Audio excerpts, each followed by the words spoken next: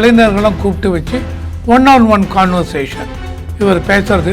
அவங்களோட பேசும்பொழுது இவர் யங்ஸ்டராக இருக்கும்போது கிரிக்கெட் விளையாடிந்து ஹாக்கி விளையாடிந்து அதில் இவருடைய எக்ஸ்பீரியன்ஸ் என்ன, இவர் என்ன மாதிரிலாம் இருந்தார் அப்படின்னு சொல்லிட்டு இளைஞர்களை கவர்வதற்காக இவர் ஸ்டாலின் இந்த மாதிரி ஒரு இதை கொண்டு வர்றார்.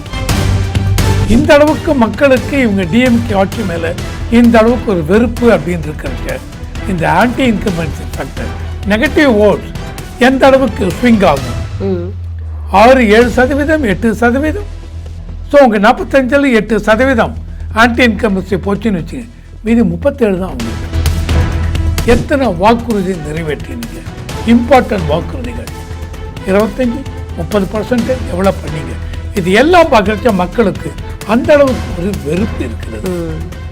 இதுதான் ஆன்டி இன்கம்பன்சி ஃபேக்டர் நம்ம முன்னாடி சொல்றோம். டிஎம்கே இப்போ நீங்க இன்னைக்கு இளைஞர்கள் மாநாடு அது இது எல்லாம் பண்றீங்க. ஆனால் இது எல்லாமே இளைஞர்கள் உங்க பக்கம் கொண்டு வருவதற்கு இது எந்த விதத்தில் இது அஃபெக்ட் பண்ணுன்னு தெரியாது. ஆனால் நான் கான்ஃபிடண்ட்டாக சொல்லுவேன், இளைஞர்கள் எல்லாரும் கூடிய வரைக்கும் விஜய் பக்கம் தான் போகணும். விஜய்க்கு போகிற இடமெல்லாம் அப்படி ஒரு கூட்டம். இப்போ ஈரோட்லேயும் நல்ல ஒரு கூட்டம் இருந்தது. ஓகே, இதையும் தாண்டி இன்னும் என்ன 2 பண்ண போகிறார் 3 பண்ண போகிறார் தெரியல. ஆனால் விஜய்க்கு எல்லாருமே 25%, 30%, 40% வரும் எனக்கு நம்பிக்கை இல்லை. 125 எனக்கு போருங்க, மீதி இருக்கிற 109 சீட் கட்சிகள் உங்களுக்கு கொடுக்குறவாங்க. ஏன்னா என்னை பொறுத்த வரைக்கும் தனியாக ஆட்சி வேண்டாங்க, கூட்டாட்சி தான் எப்படி ஜெயிச்சாலும். ஸோ எனக்கு 125 போருங்க, 109 சீட் எதிர்கட்சிகள். அதான் என்னுடைய அலையன்ஸ் பாட்டு. பிசிகே, கம்யூனிஸ்ட் எல்லாரும் வாங்க, காங்கிரஸும் வாங்க, நம்ம எல்லாரும் சேர்ந்து இருந்து போட்டி போடுவோம் அப்படின்னால் பெரிய ஒரு மாற்றம் அங்கே இருக்கும்.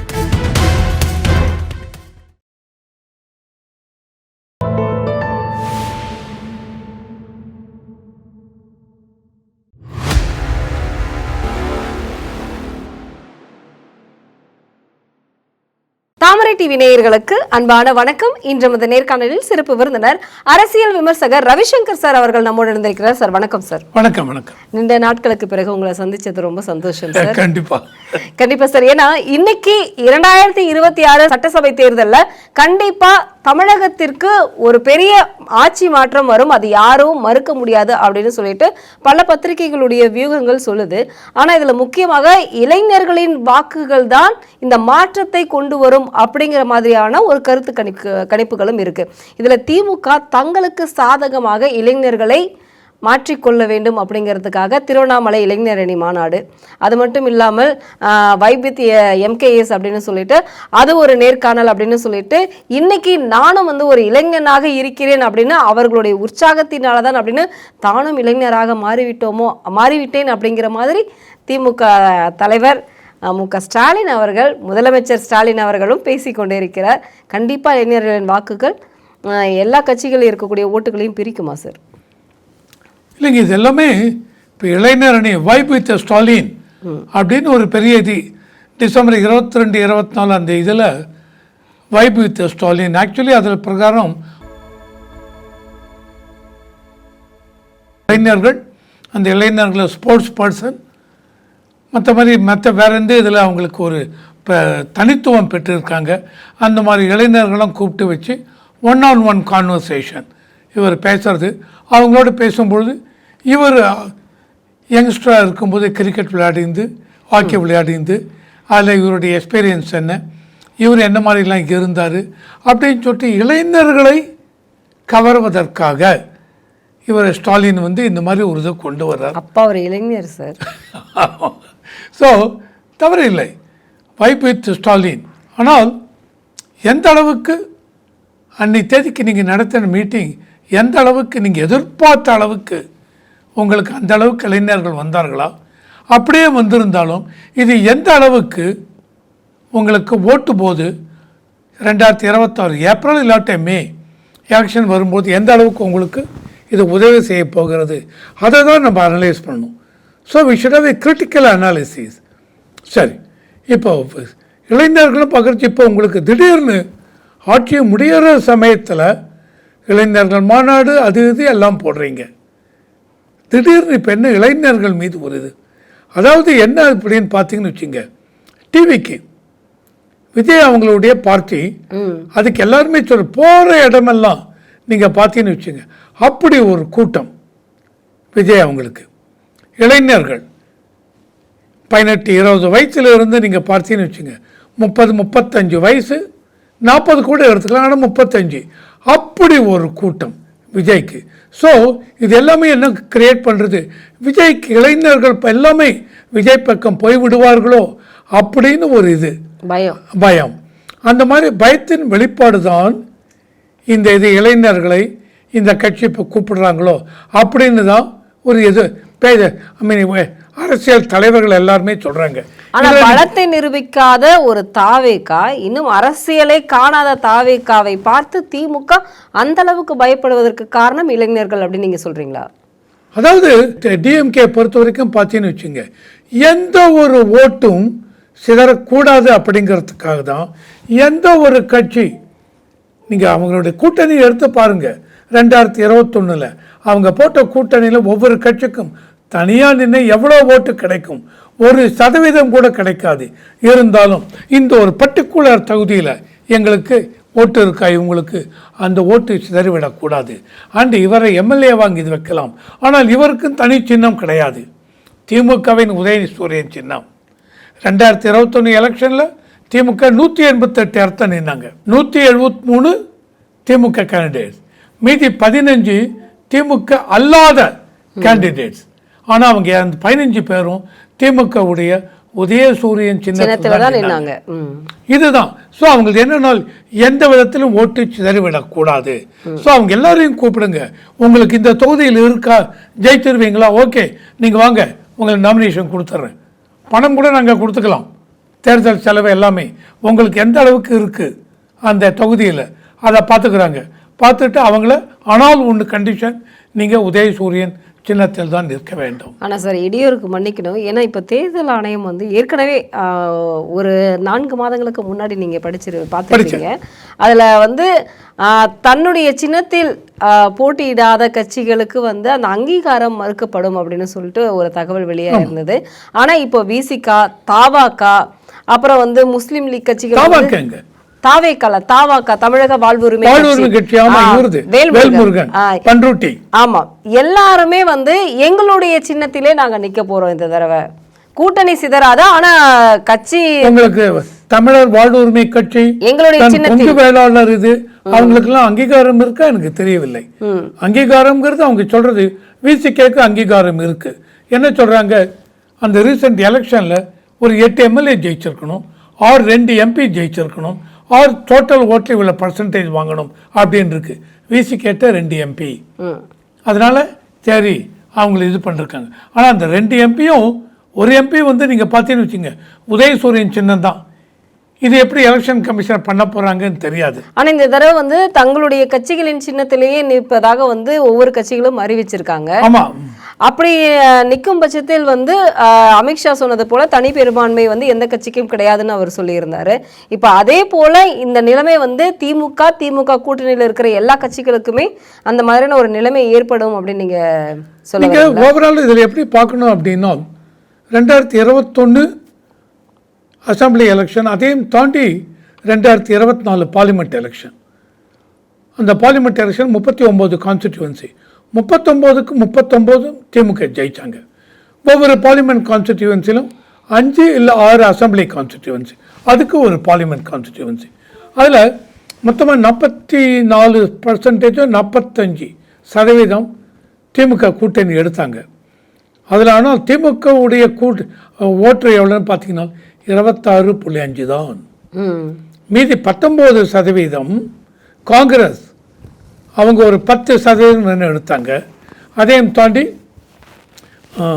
மற்ற கட்சிகள் எம்டிஎம்கே, கம்யூனிஸ்ட் பார்ட்டி, விசிகே, தென் வேறதோ அந்த கட்சியெல்லாம் சேர்த்து இவ்வளவு இது.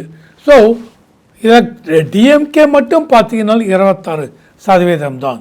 அதே மாதிரி அந்த பார்லிமெண்ட் எலெக்ஷனில் 2024 Edappadi and DMDK, ADMK DMDK கூட்டணி, அதில் எடப்பாடி ஏடிஎம்கே மட்டும் 20.5%. டிஎம்கே 26.5, இவங்க 20.5, டிஎம்டிகே ஒரு 2.5. ஸோ எடப்பாடி கூட்டணிக்கு 23. இந்த பக்கம் வந்தீங்கன்னு வச்சுங்க, அண்ணாமலை பிஜேபி 11.35% ஓட், பிஎம்கே 4.6 4.7. தென் இண்டிபெண்டன்ட். யார் இண்டிபெண்டன்ட்? இவர் ஓபிஎஸ் ராம்நாத் டிஸ்ட்ரிக்டில் 0.9%. ஸோ 18%. அந்த 23 ஏடிஎம்கே டிஎம்டிகே 23%. இவங்க பிஜேபி பிஎம்கே அண்ட் இவங்களோட ஓபிஎஸ் இதை சேர்த்தா மொத்தமாக 23 + 18 41 சீட் இவங்களுக்கு இருக்கு. தென் இவங்களுக்கு 45 டிஎம்கே கூட்டணிக்கு. நான் சொல்றது 2024 பார்லிமெண்ட் எலெக்ஷன். ஓகேவா? இப்போ பிஜேபி என்டிஏ இவங்கள கூட்டணி ஏடிஎம் கூட சேர்ந்தாச்சு. ஸோ அப்போ இன்னொரு 5-6% ஓட்டு இவங்களுக்கு கிடைச்சால் ஏடிஎம்கேக்கு நல்ல ஒரு ஆப்பர்ச்சுனிட்டி இருக்குது.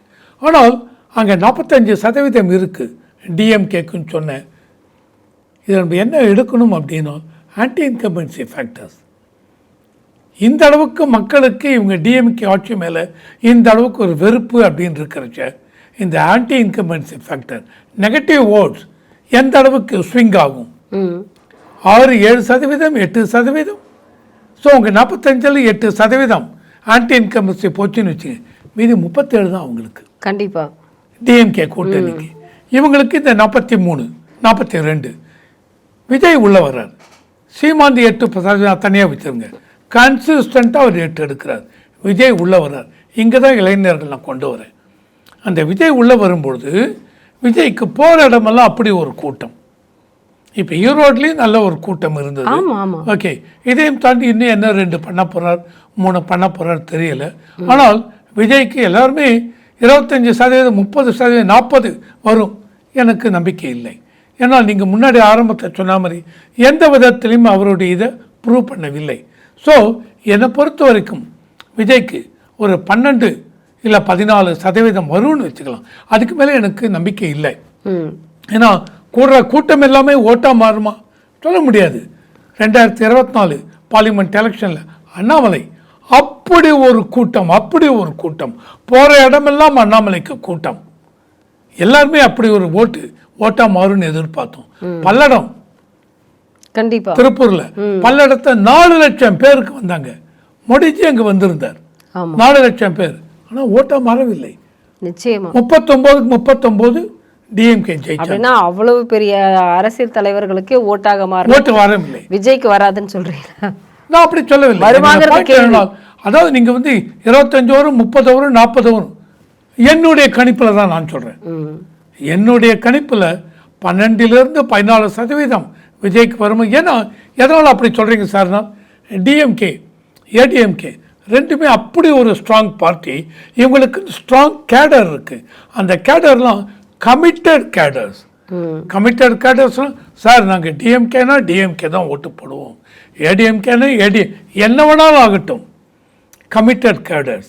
ஸோ உங்களுக்கு இருக்கிற 26%, 26.5 சொன்னேன் 2024 பார்லிமெண்ட் எலெக்ஷன் டிஎம்கேக்கு. அதில் எத்தனை பேர் கமிட்டட் ஓட்டர்? அவங்க யாரும் கட்சி மாறி போட மாட்டாங்க. மீதி இருக்கவங்க விஜய் பக்கம் போகலாம். ஓகே, இங்கே தான் இளைஞர்கள். ஸோ எந்த அளவுக்கு இளைஞர்கள் என்னை பொறுத்த வரைக்கும் டிஎம்கே இப்போ நீங்கள் இன்னைக்கு இளைஞர்கள் மாநாடு அது இது எல்லாம் பண்ணுறீங்க. ஆனால் இது எல்லாமே இளைஞர்கள் உங்கள் பக்கம் கொண்டு வருவதற்கு இது எந்த விதத்தில் இது அஃபெக்ட் பண்ணுன்னு தெரியாது. ஆனால் நான் கான்ஃபிடண்ட்டாக சொல்லுவேன், இளைஞர்கள் எல்லாரும் கூடிய வரைக்கும் விஜய் பக்கம் தான் போவாங்க. ஆனா இதுக்கு முன்னாடி இருந்தே துணை முதலமைச்சர் உதயநிதி ஸ்டாலின் அவர்கள் ஏற்கனவே இளைஞர்களுக்கான ஒரு வாய்ப்பை கண்டிப்பா திமுக கொடுத்துக்கிட்டு தான் இருக்கு. அதுல நான் அடுத்ததாக, அதாவது துணை முதல்வராக பதவி ஏற்றதற்கு பின்னாடி நான் கண்டிப்பா இளைஞர்களுக்கான வாய்ப்புகளை நான் அதிகப்படியாக ஏற்படுத்தி கொடுப்பேன்னு சொல்லியிருந்தாரு. கொடுப்பேங்கிறது வேற, கொடுத்துருக்கீங்கன்னு வேற.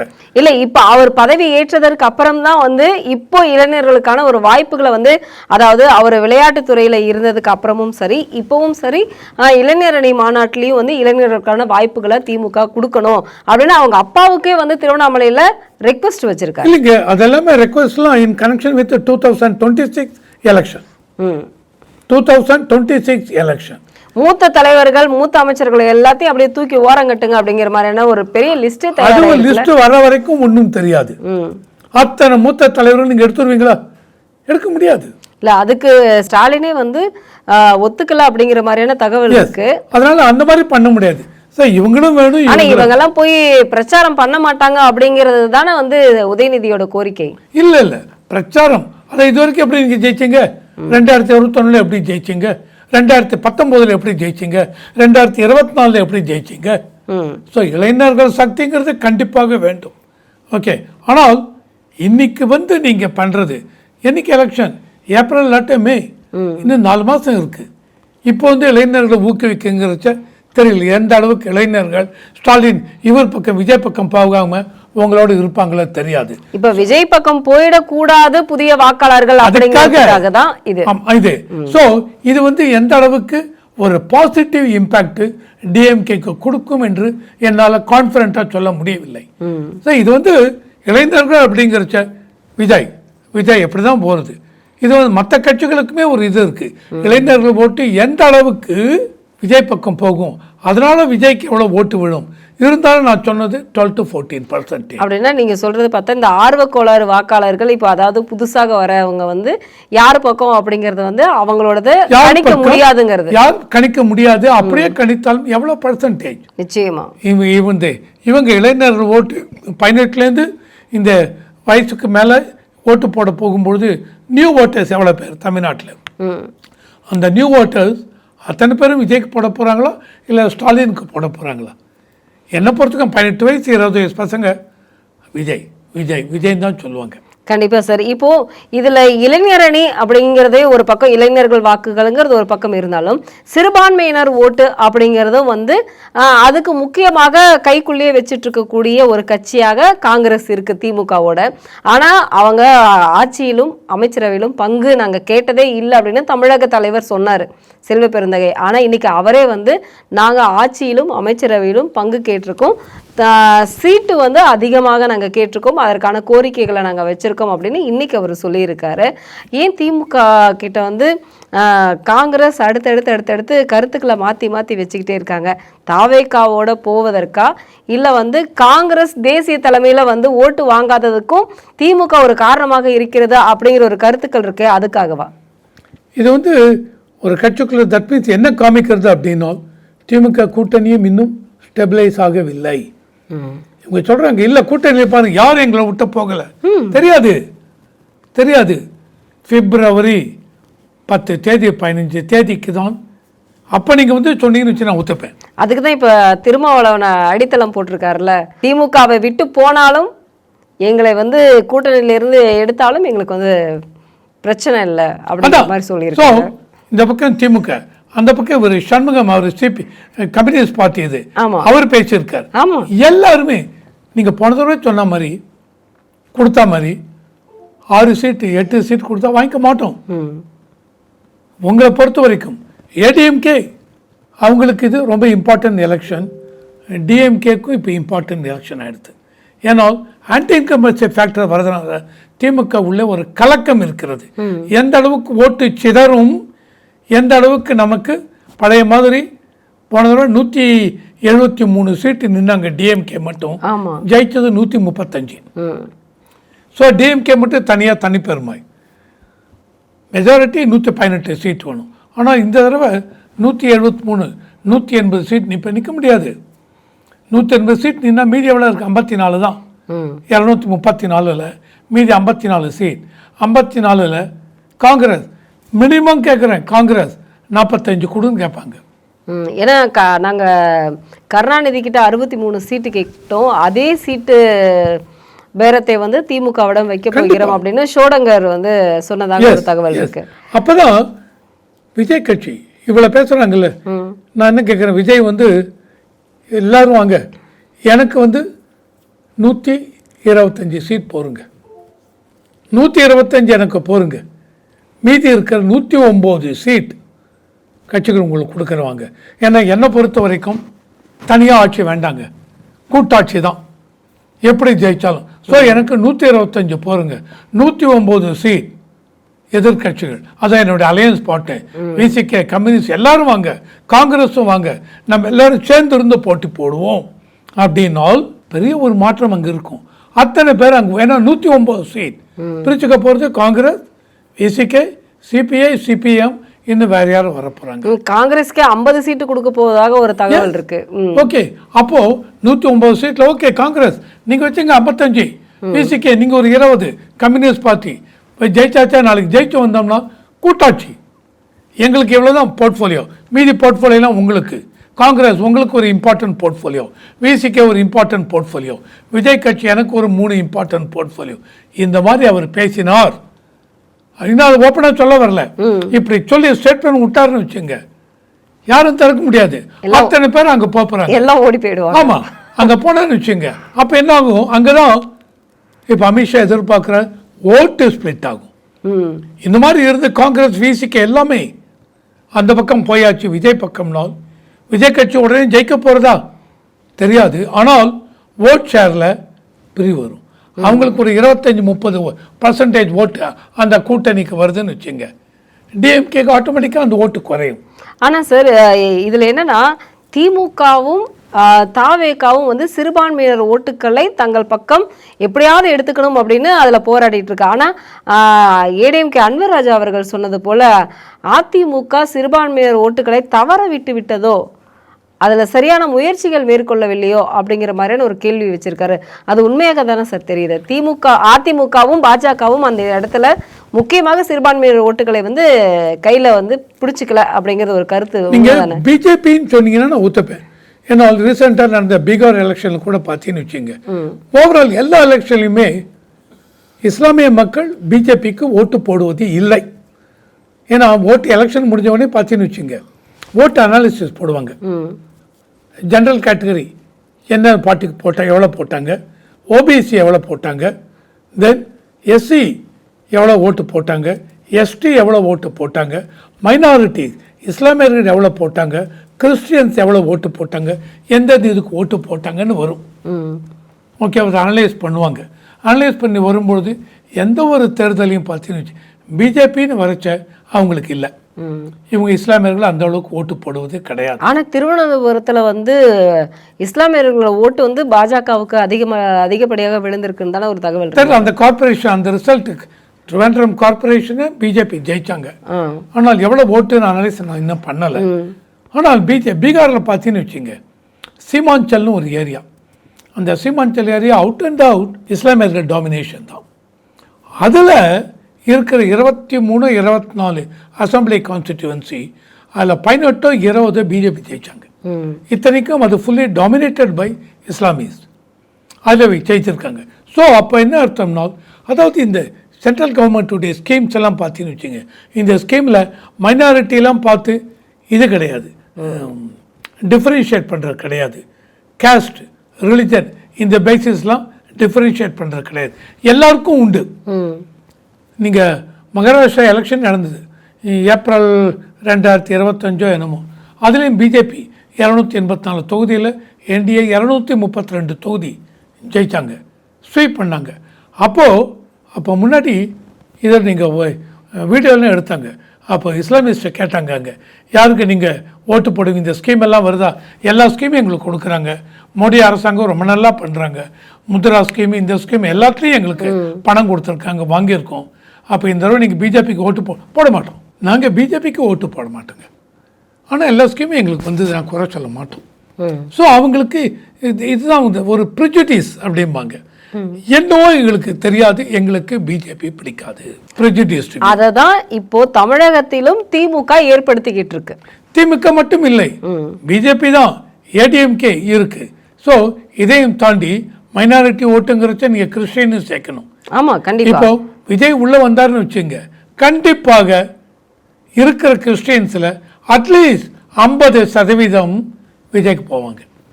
அங்கேயும் டிஎம்கேக்கு அடி விழும், நிச்சயமா. திமுகக்கு அங்கேயும் அடி விழும். இளைஞர்கள் அங்கே போவாங்க, 50-60% வச்சுங்க விஜய்க்கு போவாங்க. அங்கேயும் இளைஞர்கள் நம்பி திமுக இருந்தால் அடி வாங்குவதற்கு சான்ஸ். இப்போ திமுக துணை முதல்வர் இப்போ இதில் பார்த்தீங்க அப்படின்னா ஸ்டாலின் ஒரு பக்கம் அவருடைய வேலைகளை ஸ்டார்ட் பண்ணிட்டாரு, துணை முதல்வர் ஒரு பக்கம் வேலைகளை ஸ்டார்ட் பண்ணிட்டாங்க. கொஞ்ச நாட்களாகவே கனிமொழி தமிழகத்தில் நடமாட்டம் இல்லை அப்படிங்கிற ஒரு செய்தி இருந்தது. ஆனால் இப்போ இந்த ஒரு 2 மாதங்களாக கனிமொழியின் செயல்பாட்டில் அனைத்து கட்சிகளுக்குள்ள இருக்கக்கூடிய, அதாவது தலைவர்கள் கூட்டணிகளாக இருந்தாலும் சரி, மற்ற திமுக தலைவர்களாக இருந்தாலும் சரி, அவங்க சொல்றதை கேட்குற மாதிரியான ஒரு ஏற்பாடுகள் நடந்துட்டு இருந்தது. இதில் கூட இன்னைக்கு திருப்பூர்ல வெல்லும் தமிழக மகளிர், அதாவது தமிழ் பெண்கள் அப்படிங்கிற மாதிரியான திமுக மகளிர் மாநாடு இன்னைக்கு நடந்துட்டு இருக்கு. இதுல முக்கியமா ஒரு விஷயத்தை நான் ரிமைண்ட் பண்ண விரும்புறேன். ஏன்னா திருப்பூர்ல மொரட்டுப்பாளையம் அந்த ஏரியாவில் தான் வந்து இந்த குப்பை கழிவுகளை கொட்டுறதுக்கான போராட்டத்தை மக்கள் அந்த அளவுக்கு போராட்டம் நடத்தினாங்க. அண்ணாமலை அவர்கள் கூட கைதாகியிருந்தார் அந்த போராட்டத்தில் தான். ஆனால் இன்னைக்கு அந்த விவகாரம் இன்றைக்கும் ஒரு போராட்டமாக இருந்திருக்கு. ஆனால் அதை எல்லாம் தெரியாதபடி இன்னைக்கு ஒரு மகளிர் மாநாடு அங்கே நடக்குது. இந்த மகளிர் ஓட்டுகளும் யாருக்கு போகும் அப்படின்னு நம்ம தெரிஞ்சுக்கலாமா? மகளிர் மாநாடு இவங்க நடத்தியிருக்காங்க. அந்த வெல்லும் மகளிர் தமிழக பெண்கள் அப்படிங்கிறச்ச அதில் இவர் வந்து கொடுத்த அந்த ஸ்கீம் மகளிர் உரிமை தொகை திட்டம், அந்த பெண்களுக்குரிய ஹாஸ்டல் கட்டிந்து தென் எதுவும் செயல்பாட்டில் இல்லையே. அதான் இவங்க வந்து ஒரு 4-5 ஸ்கீம் பர்டிகுலராக விமனுக்குன்னு இது பண்ணி, புதுமை பெண் திட்டம், ஓகே, தென் மகளிர் சுய உதவி குழு திட்டம், இலவச பேருந்து, இந்த மாதிரி எல்லா இதுவும் கொண்டு வந்திருக்கோம் அப்படின்னு சொல்லிட்டு அதை அந்த இதில் கோட் பண்ண கொண்டு வந்தாங்க, பேர் வச்சாங்க. ஆனால் செயல்பாட்டில் இருக்கா? அந்த இலவச பேருந்து மட்டும் இருக்கு. ஆனால் அதுவும் வந்து ஒரு அமைச்சர் அசிங்கப்படுத்தி அவமானப்படுத்தினாங்க. ஸோ அதுவே வேண்டாம், விட்டுருங்க. நான் எதுக்கு சொல்ல வந்து அந்த ஸ்கீமில் கனிமொழி அவங்க பேசும்போது இதெல்லாம் சொல்லியிருக்காங்க. ஆனால் என்னுடைய பாயிண்ட் என்ன அப்படின்னா, இது எல்லாத்தையுமே வைத்துக்கொண்டு தமிழக மகளிருக்கு நாங்கள் அந்த அளவுக்கு உரிமை கொடுக்குறோம் அப்படின்னால், ரீசெண்டாக முந்தானேத்தி போன வாரம் டிவியில் பார்த்ததெல்லாம் தூய்மை பணியாளர், அந்த அளவுக்கு லேடிஸ் எல்லாம் ஃபாஸ்டிங் உண்ணாவிரதம் இருந்து இருக்கிறது, அவங்கள குண்டு கட்டா தூக்கி அரெஸ்ட் பண்ணி உள்ள வச்சுன்னு போறீங்க. பிரைமரி டீச்சர்ஸ், மிடில் டீச்சர்ஸ், பெண்கள், அவங்களையும் எந்த அளவுக்கு நீங்க போலீஸை வச்சு ஹேண்டில் பண்ணீங்க, தர இழுத்துக்கொண்டு இதெல்லாம் மக்கள் பார்க்கும்பொழுது என்ன ஆறுது? மகளிருக்கு நீங்கள் அந்த அளவுக்கு பண்ண போகிறோம், மகளிருடைய உரிமை நாங்கள் காக்க போகிறோம் அப்படின்னு சொல்கிறீங்க. ஆனால் பார்க்கும்பொழுது, நேரில் பார்க்கும்பொழுது இந்த அளவுக்கு, அதான் அவங்க சொல்கிற அந்த டீச்சர் ஒன்று சொல்கிறது பாருங்களேன், ஒரு பர்டிகுலர் இதில் இன்னி தேதிக்கு ஜாயின் பண்ணவங்களுக்கு 8,300 பேசிக், ஆனால் அதுக்கு அடுத்த நாள் ஜாயின் பண்ணவங்களுக்கு 5,300 என்பது தான் பேசிக். இதை தான் நாங்கள் கேட்குறோம். இது ஆரம்பத்திலிருந்து கேட்டுக்கொண்டே இருக்கிறோம். அப்போல்லாம் இது வந்து இவங்க ஒன்றுமே பண்ணல. எதிர்கட்சி தலைவராக இருக்கும்பொழுது நாங்கள் எல்லாம் பண்ணுறேன்னா, ஆனால் இப்போ வந்து அதை பண்ணவில்லை. இதை வருஷம் முடிய போகிறது. இப்போ மறுபடியும் நாங்கள் இல்லை கமிட்டி அமைச்சிருக்கோம், கமிட்டி சொல்லுவாங்க, நோ. ஸோ இதெல்லாம் பார்க்கும்போது மக்களுக்கு, பெண்களுக்கு மனசு விட்டு போயிருக்கும். இதை தாண்டி எந்த அளவுக்கு பெண்களுக்கு பாதுகாப்பு இருக்கு. ஏன்னா பீகார்ல மகளிர் ஓட்டு அனைத்தும் பாஜகவுக்கு தான் அதிகப்படியாக விழுந்தது. அந்த 10,000 ரூபாய் இது ஸ்கீம் கொண்டு வந்தாங்க. ஏன்னா தேர்தலுக்கு முன்னாடி 2 மாதங்களுக்கு முன்னாடி. ஆமா நிச்சயமா. ஏன்னா இப்போ திமுக அப்படிங்கும் பொழுது இந்த மகளிர் ஓட்டும் யாருக்கு அப்படின்னு பாதிக்கப்படுறது அதிகமாக பெண்களும். இப்ப பாருங்க, மகளிர் ஓட்டும் பாதிப்படையும், இளைஞர்கள் ஓட்டு பாதிப்படையும், மைனாரிட்டி ஓட்டு கிறிஸ்டியன்ஸ் அந்த இது பாதிப்படையும். அண்ட் இப்போ இந்த மகளிர் இந்த 4, அதாவது நீங்க சொன்னது போல இளைஞர்கள், சிறுபான்மையினர், அதுக்கப்புறம் வந்து பெண்கள் அப்படின்னு சொல்லிட்டு இந்த அரசு ஊழியர்கள் ஓட்டுகள் அண்ட் ரிலிஜன் வைஸ்னு பார்க்கறச்ச திருப்பரங்குன்றம் இன்சிடென்ட் ஒரு பெரிய இது பண்ணிருக்கும். இப்போ இது எல்லாமே திமுகவுக்கு பெரிய இடியாக விழும். ஆமா, இதையும் தாண்டி நீங்க பார்த்தீங்கன்னா திருப்பரங்குன்றம் இதுல ஜட்ஜ்மெண்ட் கொடுத்துருக்காங்க. ஆமா, அதையும் தாண்டி அதையும் நீங்க இது பண்ணல.